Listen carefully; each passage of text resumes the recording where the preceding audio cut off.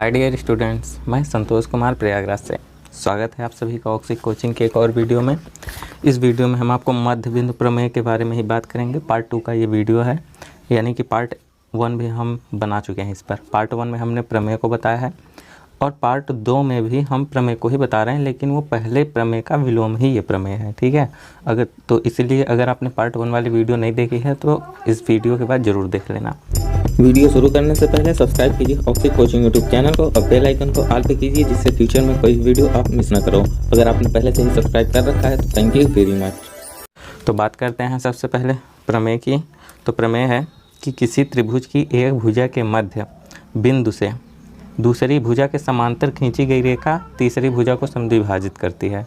कहने का मतलब एक त्रिभुज है, कोई भी त्रिभुज है, उस त्रिभुज में से किसी भी एक भुजा के मध्य बिंदु से अगर हम दूसरी भुजा के समांतर रेखा खींचते हैं तो वो तीसरी भुजा को क्या करती है, समद्विभाजित करती है। देखो आकृति में यहाँ पे ए बी सी एक त्रिभुज है और त्रिभुज के हमने ए बी का मध्य बिंदु ई लिया और हमने बी सी के समांतर ई को खींचा, ठीक है। ये जो रेखा खींचा वो किसे, एफ को, यानी कि ए सी को समद्विभाजित कर रही है। समद्विभाजित करने का मतलब कि एफ ए सी का मध्य बिंदु एफ होना चाहिए, ठीक है। तो यही हमें प्रूफ करना है कि ए एफ का मध्य बिंदु क्या है, सी है, यानी कि A F equal to F C हम प्रूफ कर दें तो हमारा काम यहाँ पे समाप्त हो जाएगा इस प्रमेय के अनुसार। तो देखो, इसके लिए हम सबसे पहले इसमें कुछ रचना कर लेते हैं। हम क्या करेंगे कि हम बिंदु सी से एक रेखा खींचेंगे जो कि ए बी के समांतर हो। तो देखो ए बी ये रेखा है, तो ए बी के समांतर हमें एक रेखाखंड खींचना है जो कि बिंदु सी से होकर जानी चाहिए। तो देखो हमने ए बी के समांतर एक रेखा खींचा जो कि बिंदु सी से होकर जा रही है। ये हमने रचना की है, ठीक है। अब रचना में हमारा ए बी जो है वो इस रेखा के समांतर है, तो हम चलो इसे एच मान लेते हैं, ठीक है। इस बिंदु को हमने एच मान लिया।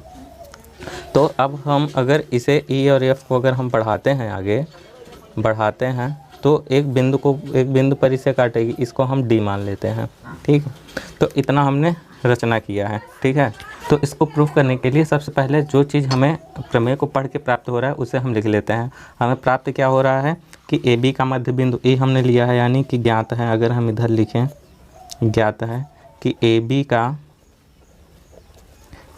का मध्य बिंदु क्या है, ए बी का मध्य बिंदु ई है, ई, ओके। अगर ए बी का मध्य बिंदु ई है तो यानी कि ए ई जो है वो किसके, बी ई के इक्वल होगा। इतना ज्ञात है।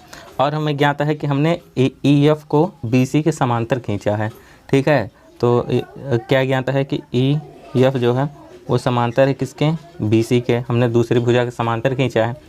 अब बी सी के समांतर है तो ई एफ अगर समांतर है तो ई डी भी तो समांतर ही होगा, ठीक है। तो अगर हम इसे लिखें कि ई डी भी तो समांतर होगा किसके, बी सी के। अभी ये डी हमें कहाँ से मिला था, रचना से हमें ई डी मिला है, क्योंकि ई डी को ही, ई एफ को ही हमने डी तक बढ़ाया है, तो ई डी भी समांतर होगा। इतना चीज़ तो चलो हमें ज्ञात है। अब हमने इसमें रचना क्या की है इसे भी आपको बता देते हैं।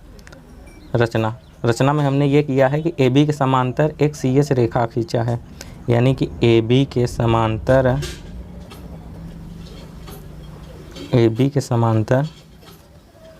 सी डी कह लो या फिर सी एच कह लो, हमें केवल डी से ही मतलब है, उधर एच से मतलब नहीं है, तो हम सी डी ही लिख लेते हैं। ए बी के समांतर सी डी रेखाखंड खींचा। देखो प्रूफ करने के लिए सबसे पहले आप इसे देखो, आपको एक चतुर्भुज दिख रहा होगा बी सी डी ई। इस चतुर्भुज को हम सबसे पहले समांतर चतुर्भुज प्रूफ करते हैं। तो हम यहाँ पे लिखेंगे कि चतुर्भुज बी सी डी ई में, बी सी डी ई में चतुर्भुज तो दिख रहा है। अभी समांतर प्रूफ करने के लिए हम क्या करेंगे, देखो ई डी के समांतर बी सी है, यानी कि ई डी के समांतर क्या है, बी सी है, ओके। तथा बी ई के समांतर हमने सी डी भी खींचा है, यानी कि ई बी, हाँ, ई बी के समांतर सी डी। देखो ये चीज़ तो दिया था, ये चीज़ दिया है, लेकिन ये हमने रचना से किया है। अब देखो, अब आपको समांतर चतुर्भुज का एक प्रमेय के बारे में पता होगा। अगर नहीं पता है तो हम आपको बता रहे हैं, बाकी लिखने वाले नहीं हैं। प्रमेय है कि किसी भी चतुर्भुज के सम्मुख भुजाएं अगर समांतर होते हैं तो वह चतुर्भुज समांतर चतुर्भुज कहलाता है। ठीक, तो सम्मुख भुजाओं का मतलब कि देखो इस भुजा के समान सम्मुख भुजा ये है और EB के सम्मुख भुजा CD है। तो देखो ये इसके समांतर है तथा ED के समांतर BC है, हमने यहाँ पे लिख लिया। तो अतः यह चतुर्भुज क्या हो गया, समांतर चतुर्भुज हो गया। तो हम लिखेंगे समांतर चतुर्भुज के प्रमेय से, समांतर चतुर्भुज के प्रमेय से, इस प्रमेय से हमारा चतुर्भुज BCDE क्या हो गया, समांतर चतुर्भुज हो गया, यानी कि चतुर्भुज BCDE समांतर चतुर्भुज हो गया।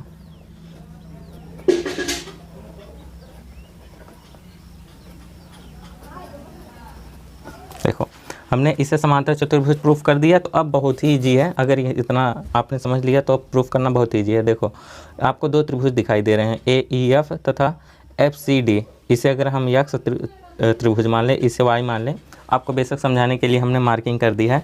तो त्रिभुज यक्ष और Y को हम सर्वांगसम प्रूफ कर देंगे। अभी देखो हम यहाँ पे लिखेंगे त्रिभुज यक्ष और त्रिभुज Y में, आप यक्ष और Y का नाम भी लिख सकते हो।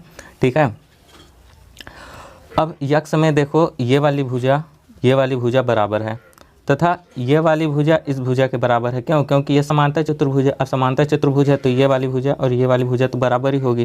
तो हम यहाँ पे लिख लेते हैं, क्या लिखेंगे कि DC जो है वो बराबर है किसके, BE के। अब BE जो है वो EA के भी बराबर है। यहाँ पे हमने ऊपर ही प्रूफ किया है क्या, BE जो है वो AE के बराबर है। ठीक है, तो हम BE के स्थान पे AE रख देते हैं। ठीक है, तो यानी कि DC जो है वो किसके बराबर में हो गए, AE के। देखो कहने और इनडायरेक्टली देखें तो ये वाली भुजा इक्वल हो गई। ठीक है, अब एक भुजा हमने इक्वल दिखा दिया। अब ये कोण और ये कोण बराबर होगा, तो हम लिख लेते हैं एंगल AFE बराबर होगा एंगल CFD के। क्यों होगा, क्योंकि भाई शीर्षाभिमुख कोण है। ठीक है, शीर्षाभिमुख कोण, अब शीर्षाभिमुख कोण है तो इसलिए ये बराबर हो गया। अभी तथा अब आप इस कोण को देखो, ये कोण और ये कोण, ये दोनों कोण भी इक्वल होंगे। अभी देखो कैसे इक्वल होगा मैं बता रहा हूँ, अब ध्यान से देखना।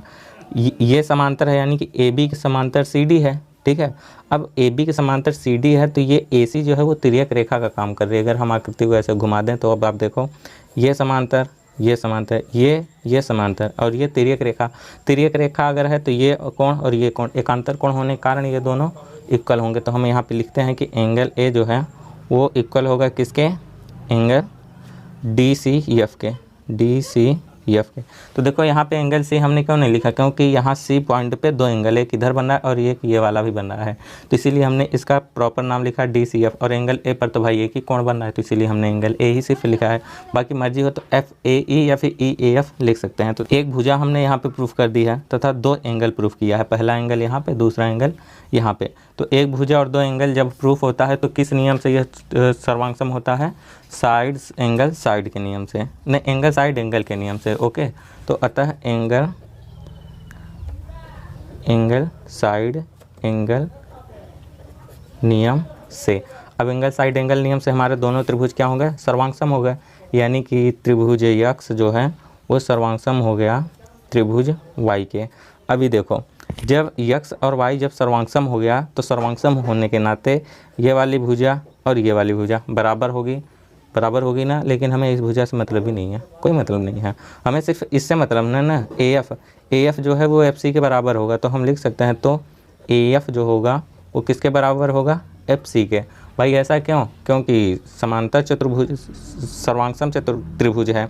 देखो यक्ष और Y सर्वांगसम है, सर्वांगसम होने के कारण यह भुजा और यह भुजा यानी कि AF और FC दोनों बराबर होंगे।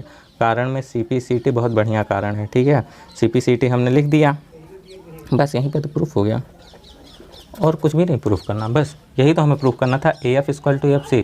देखो हमने यहाँ पे लिखा भी है, आकृति में भी लिखा था, आपको अगर ध्यान होगा तो AF equal to FC, AF equal to FC, यानी कि यही चीज़ हमें प्रूफ करना था और हमने प्रूफ कर दिया। बहुत ईजी तरीके से प्रूफ किया यार।